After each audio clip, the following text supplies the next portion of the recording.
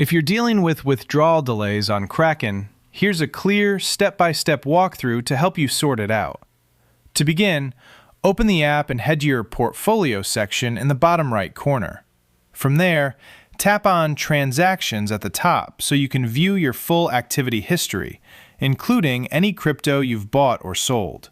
Use the Filter option to switch the type to Withdrawals Only, then apply it to narrow things down.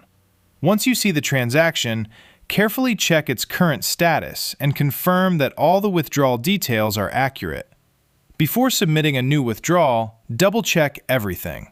For example, if you're sending Bitcoin, choose the correct network, tap Agree, and carefully enter the recipient address.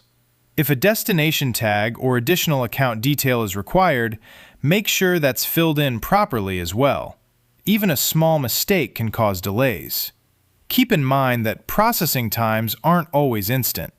Bank withdrawals typically take 1 to 5 business days, while crypto transfers depend heavily on network congestion.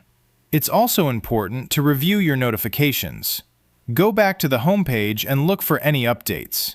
Then, check the email account linked to your Kraken profile to see if they've sent a message about extra verification or compliance checks. Sometimes withdrawals are paused until you complete additional security steps. For crypto transactions specifically, you can track progress using the transaction ID on a blockchain explorer. This allows you to monitor network confirmations and verify whether the transfer is still processing.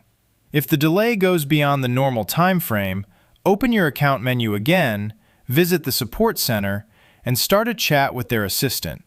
When you reach out, provide your transaction ID, the amount, and the destination address so they can investigate faster.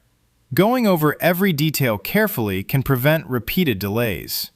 Let me know in the comments if this helped, and don't forget to like and subscribe.